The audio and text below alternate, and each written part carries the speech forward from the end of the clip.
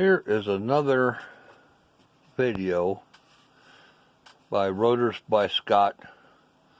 This is the Wilson 1000. It doesn't have the top on it, just to save some shipping. He didn't send that, but this is for Chris out of Texas. It's got it's a GX30. That means it's 30 millimeters across. 10-pin connector. Now this is the connector. I got these off Amazon.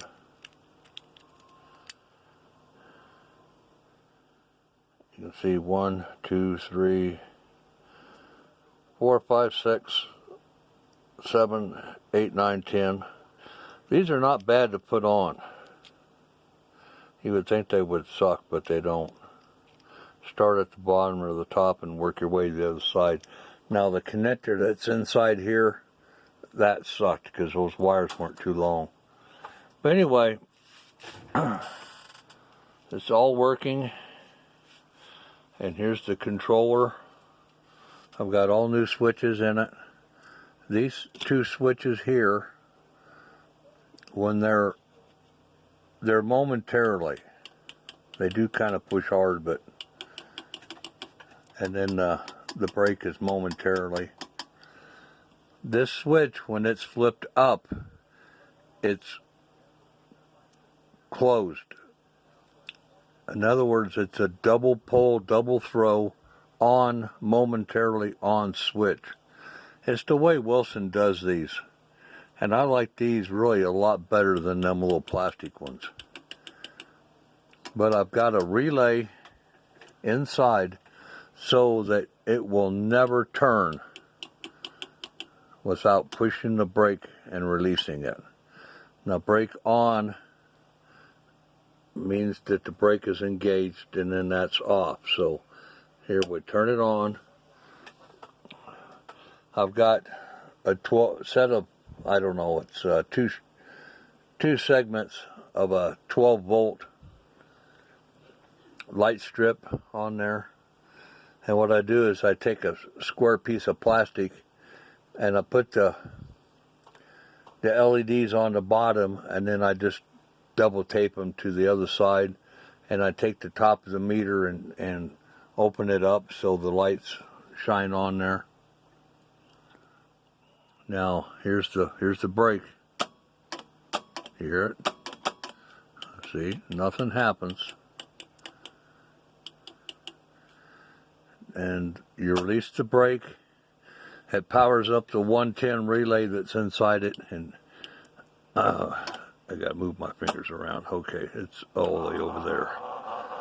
And here we go. That light's pretty dang bright, but a lot better than the bulb that's in it.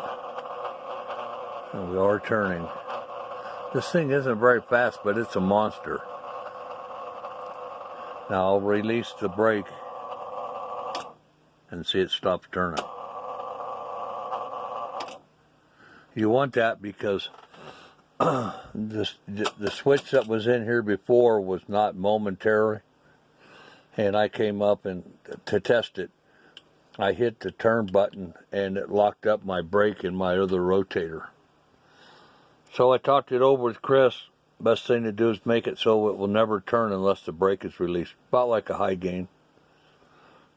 And there is not 12 volts inside this box. Everything is 110. So I remember I said these are 12 volt LED bulbs. Well, how do you get 12 volts out of 110? I cheated. I found a 12 volt wall wart, and it's inside here, double taped to the back of the case and the top of the relay, and I just ran AC up to the terminals that would usually plug into the wall to power it up, and then I ran them wires down here and hooked them up to the LED. I mean, I'm not smart enough to figure out how many ohms or resistors you take. I I wish I did, but somebody could probably tell me that, how many resistors and what ohmage it takes to cut down 120 volts AC so I can run these 12 volt lights. It really saved me a lot of trouble. I'm running out of 12 volt wall warts. But anyway, that's the deal. Brake is off, and now we're going to turn back the other way. Release the brake and it stops turning. Now we'll just put this back over here. I've already took it all the way to south clockwise and calibrated it, so I'll put it on north, and we'll just leave it there. Anyway, that's it. Another Wilson 1000. And there is another import rotator, Aggie, I think it is. I don't know the number of it. One of the guys on the World Wide Web found out that it's the same rotator. But yeah, it's a big old connector, and this will be included in it. All you have to do is take your number 1 wire from your socket on the back to number 1 wire on this thing. It's going to be pretty easy. But I now have 3 test cables for these Wilsons. I've got the modified one. I've got the one that's got the little clips on it, so I can just clip to the wires and test it. And then I do have, believe it or not, the original plug that fits these. And that harness is right here.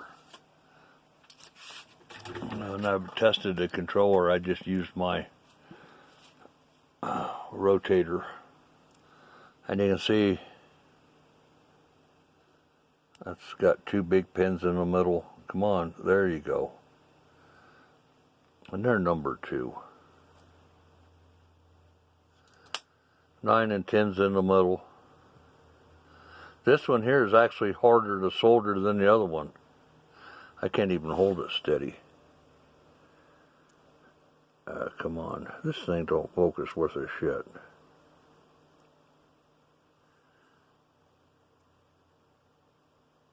There we go.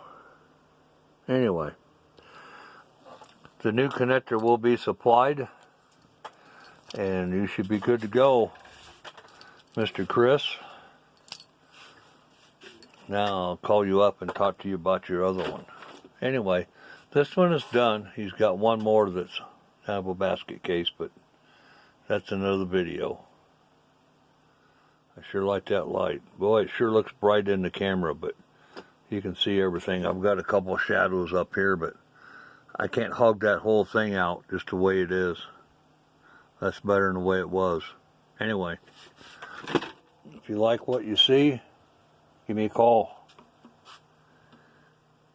There's my phone number on the very bottom and my YouTube channel where this video will be. Thank you, thank you.